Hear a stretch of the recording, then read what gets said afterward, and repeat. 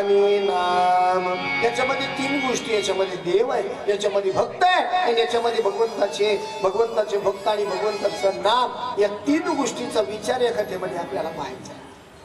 कथा त्रिवेणी संगम, देव भक्तानी नाम, तिथीचे उत्तम चरण रज वल्लिता. देव सत्य आहे म्हणून देव, देवाचे भक्त सत्य आहे आणि देवाचं नाम सत्य. या जगात जर सत्य काय असेल ना, या जगात जर सत्य काय असेल ना, तर या जगामध्ये सत्य फक्त तीनच गोष्टी आहेत. देव सत्य, देवाचे भक्त सत्य आणि देवाचं नाम सत्य. तुम्ही आम्ही म्हणाला आम्ही सत्य नाहीत का? अरे आपण सर्व अज्ञानानं ग्रासलेले आहोत. तुम्ही ऐकतायत ना सर्वजण? आपण जेवढे जीव आहोत ना, आपण सगळे अज्ञानानं ग्रासलेले आहोत. जीव कधी झाला हे आपल्याला सुद्धा माहित नाही. तुम्ही ऐकतायत ना? तुम्ही ऐकतायत ना? जड नाही ना बोलत जास्त, मी कळतंय ना तुम्हाला. मी तुमचे चेहरे पाहून बोलणार आहे, तुमचे चेहरे पाहून बोलणार आहे. ऐका, अज्ञानानं ग्रासलेला असणारा हा जीव आहे. एक अज्ञानाचं झापड आपल्या डोळ्यावर पडलंय. जीव कधी झाला आपल्याला ठाऊक नाही. मग अज्ञानाची भूमिका सोडून ज्ञानाच्या भूमिकेपर्यंत पोहोचलो. ऐकताय तुम्ही सर्वजण? अज्ञानाची भूमिका सोडून ज्ञानाच्या भूमिकेपर्यंत पोहोचलो की कृष्ण परमात्मा बोध रूपाने अंतःकरणात अवतीर्ण होत असतो. ऐकताय? कृष्ण परमात्मा बोध रूपाने अंतःकरणामध्ये अवतीर्ण होत असतो. आणि एकदा कृष्ण परमात्मा बोध रूपाने अवतीर्ण झाला की बस जीवन मुक्त झालं. मग आपण काय झालं? जीवन मुक्त झालो. आपल्याला सगळं होतं आलं हो. काका होता आलं, काकी होता आलं, मामा मावशी आई पप्पा मम्मी सगळं होता आलं, पण आपल्याला अजून मुक्त होता नाही आलं. तुम्ही ऐकताय? तुम्ही ऐकतायत ना? तुम्ही चांगला ऐकणारे वाटतात राव मला. तुमचे चेहरे कळतायत मला, गोड ऐकणारे. आणि तुम्हाला खरं सांगू का, असे चांगले ऐकणारे माणसं जर असले ना, 4 तास कधी निघून जातील कथेचे हे मलाही कळणार नाही, तुम्हाला सुद्धा कळणार नाही. ऐकताय तुम्ही? एकदा का जीवनमुक्त अवस्था प्राप्त झाली, बस परमात्माना आपण एक झालो. एकदा का परमात्माना आपण एक झालो की मग त्या परमात्मा बरोबर लीला करण्याकरता आपण तयार आहोत. त्या परमात्म्या बरोबर आपण लीला करण्याकरता तयार आहोत. इकडं लक्ष द्या, इकडं लक्ष द्या. माझ्याकडे पहा ना दादा, मी माझ्या संसाराचं सांगतो का ग? नाही ना, मग मी देवाचं सांगतो. ऐकलं पाहिजे. जीव मुक्त झाला की देवा बरोबर रास करता येते. जीव मुक्त झाला, हा जाळूनी संसार बैसलो अंगणी, संसार दानाधीन केल्याशिवाय देवाबरोबर रास करता येत नाही. आणि हे जीवन तुम्हाला आम्हाला जे मिळालं ना, हे रास करण्याकरताच मिळालं. हे जीवन तुम्हाला आम्हाला देवाबरोबर आनंद घेण्याकरताच हे जीवन मिळालं. म्हणून या जीवनाचं खऱ्या अर्थानं जर सार काय असेल तर जगाचा मालक तुमच्या आमच्या जीवनामध्ये सार आहे, तो परमात्मा. त्याला मी कधीतरी एकदा भेटल, हा भाव प्रत्येकाच्या अंतःकरणात प्रगट होणं गरजेचं आहे. कधीतरी मी त्याला भेटल, हा भाव जर अंतःकरणात प्रगट झाला ना, बस देव नक्की येऊन भेटल. मला एक सांगा बरं, माझ्या प्रश्नाचं उत्तर द्या. तुम्ही देवाला पाहिलं का हो? देवाला पाहिलं? हा, देवाला पाहिलं नाही. मग देव नाही का? आहे ना. आता आमच्या सानपाजीनं उत्तर दिलंय, अरे देव पाहण्याची वस्तू नाही, देव अनुभवाची वस्तू आहे. देव अनुभवला पाहिजे. आज या भक्ती मंडपामध्ये या भक्ती मंडपामध्ये साक्षात जगाचा मालक उपस्थित आहे. इथं तो आहे, पण त्याला पाहण्याकरता नजर असावी लागते. ती नजर आपल्याला 7 दिवसात येणार आहे. त्याला पाहण्याकरता नजर असावी लागते. तो जगाचा मालक आजही इथं उपस्थित आहे. आत्ता आहे, आत्ता. कारण ज्या आरती ही कथा सुरू झाली ना, ज्या आरती कथा सुरू झाली ना, कथा त्याच्याच कृपेनं सुरू झाली. ही कथा त्याच्याच कृपेनं सुरू झाली. म्हणून तो जगाचा मालक आजही तुमच्या आमच्या समोर इथं आहे. त्याला अनुभवलं पाहिजे, त्याला अनुभवलं पाहिजे. म्हणून ही असणारी कथा, अज्ञान गेलं, ज्ञान प्राप्त झालं, बोध रूपानं कृष्ण परमात्मा अंतःकरणात अवतीर्ण झाला आणि मग जीवनमुक्त अवस्था प्राप्त झाली. आणि जीवनमुक्त झाल्याशिवाय मला देव कळत नाही हो. आपण संसाराच्या पाठीमागे लागलेले माणसं आहोत प्रत्येक जण. आपल्याला सर्वांना संसार गोड लागतो, पण किती संसार केला तो कुणी बरोबर नेला सांगा बरं मला. किती पैसा कमवला आपण बरोबर नेणार आहे का? नाही. एवढा मोठा राजा सिकंदर होता, काय नेलं सिकंदरानं? साधू संत वर्णन करतात, याद रख सिकंदर के हौसले तो हाली थे, जब गया था दुनिया से तो दोनों हाथ खाली थे. नेलं काही? तू लाख हिफाजत कर ले,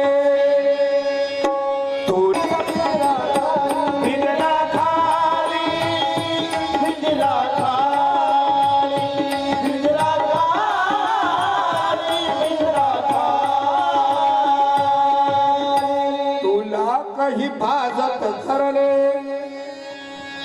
काही ना जीवनमुक्त अवस्था त्या ठिकाणी महाराज महत्वाची.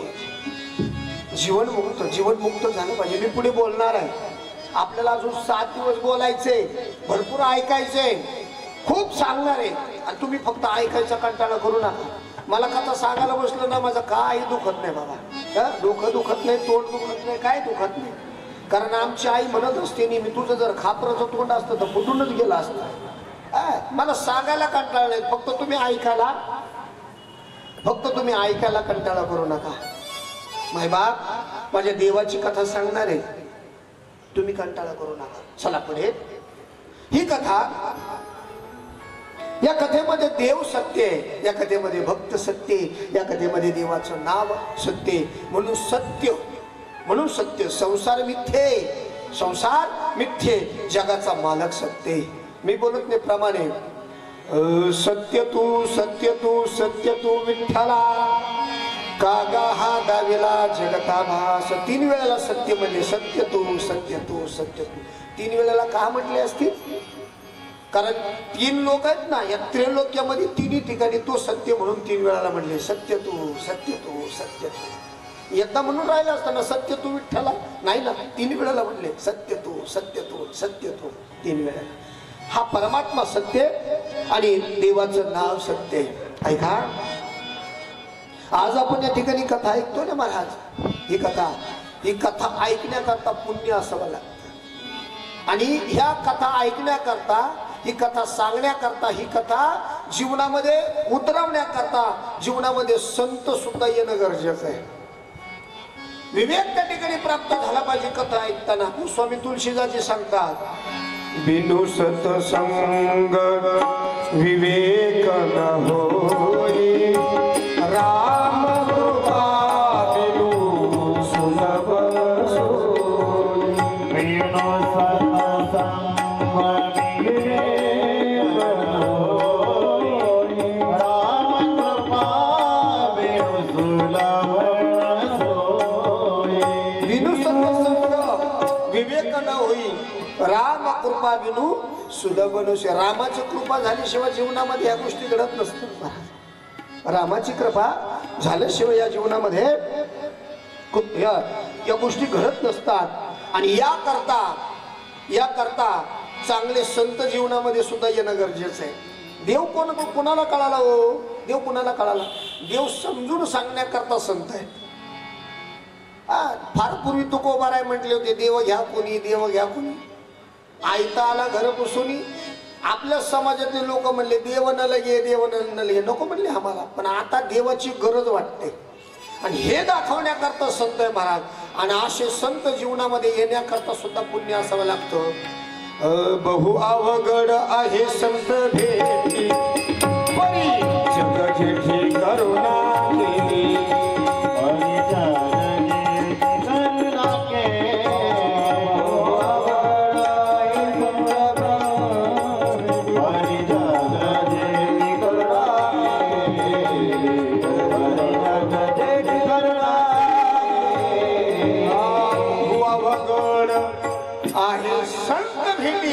परी जग जिथे करुणा केली. आणि सगळं कळण्याकरता महाराज देवाची संतांची कृपा होणं गरजेचं आहे. हे सगळं समजण्याकरता अंतकरणामध्ये हे सगळं उतरवण्याकरता देवाची कृपा होणं गरजेचं आहे. एक वाक्य सांगतो. हे सगळं समजण्याकरता, कथा जीवनामध्ये येण्याकरता सगळ्यात अगोदर अंतःकरणात इच्छा असावी लागते. ही कथा ऐकण्याकरता, जीवनात चांगले संत येण्याकरता अंतःकरणात इच्छा असावी लागते. आणि नुसती इच्छा असून उपयोग होत नाही. मग नुसती इच्छा असून उपयोग होत नाही, तिच्या करता प्रयत्नही करावे लागतात. अंतःकरणात असावी लागते इच्छा, आणि त्या इच्छेकरता करावे लागणारे प्रयत्न. एकदा इच्छा आणि प्रयत्न एकत्र झाले की मग होणारे भगवंताची कृपा. ऐकताय तुम्ही सर्वजण? या सानप परिवाराच्या अंतःकरणात इच्छा तयार झाली कथा करायची. त्यांच्या मिस्टरांच्या स्मरणार्थ त्यामुळे कथा करायची. 2 वेळेला तारीख माग पुढे झाली, 2 वेळेला. पण इच्छा होती म्हणून प्रयत्न केले. ऐकताय तुम्ही? इच्छा होती त्यांच्या अंतःकरणात म्हणून प्रयत्न केले. आता तुम्ही म्हणाल प्रयत्न काय करणं? सगळ्यात अगोदर कथाकार शोधणं गरजेचं आहे. प्रयत्न नाही तर काय? मग मंडपवाला पाहणे, सिस्टीमवाला पाहणे, लाइटिंगवाला पाहणे, हे सगळं पाहणे. याच्याकरता प्रयत्न केले. ऐका, याच्याकरता प्रयत्न केले आणि मग आज खऱ्या अर्थानं भगवंताची कृपा तुमच्या आमच्यावर झालेली आहे. म्हणून आपण कथा श्रवण करत आहोत. ही कथा काय कवी कथा? ही कथा नेमकं करते काय? पूर्वपीठिका मांडतोय बरं का मी अगोदर. ही कथा नेमकं करते काय? तर ही कथा चित्ताला निर्मळ करते. काय करते? चित्ताला निर्मळ करते. ही कथा म्हणजे गंगा आहे. कथा म्हणजे काय? गंगा आहे. गंगा निर्मळ करते. पण कुठून? निर्मल मन जन सोमोही पावा, निर्मल मन जन सोमोही पावा, निर्मल जन सोमोही पावा, निर्मल जन सोमोही पावा.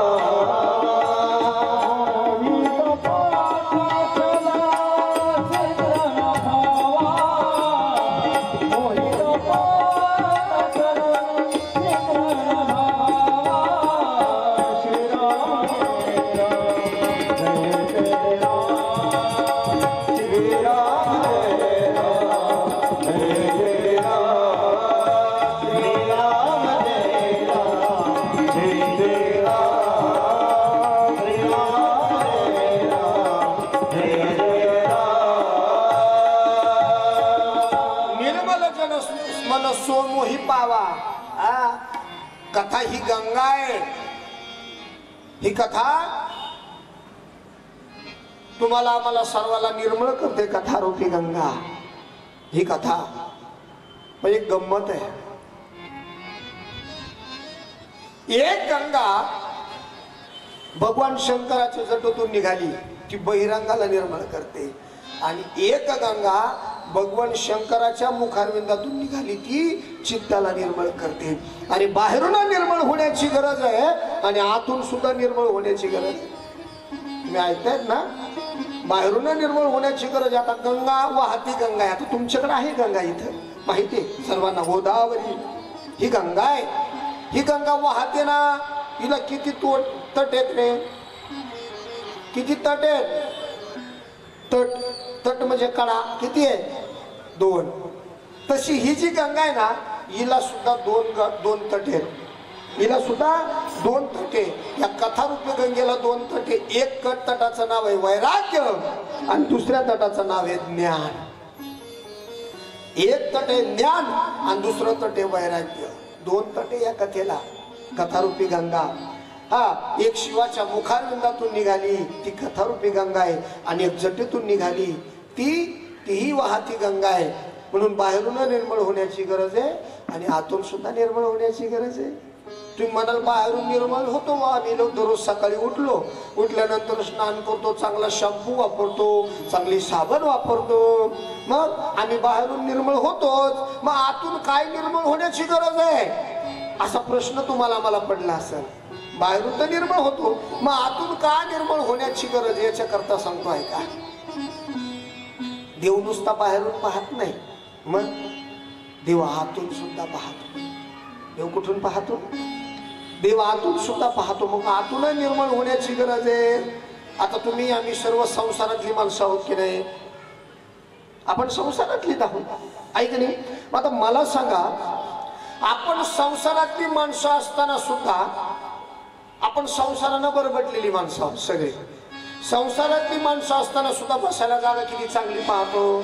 आता इथं मॅट टाकलेले आहेत, त्या मॅटवर सुद्धा महाराज आपण बसत असताना महाराज अगदी फुकून फाकून चांगली जागा केली स्वच्छ, मग त्याच्यावर बसलो की नाही? हा, मग संसारानं बरबटलेली असताना सुद्धा आपण बसायला जर चांगली जागा पाहतो, तर मला सांगा ना, संसाराने बरबटलेली असताना सुद्धा आपण चांगली जागा पाहतो की नाही बसायला? मग मला सांगा, ज्या देवाला अंतःकरणामध्ये साठवायचं ती जागा किती निर्मळ असावी लागेल? तुका म्हणे चित्त करारे निर्मळ, हे मोनी गोपाळ राहिले, हे मोनी गोपाळ राहिले, हे मोनी गोपाळ राहिले.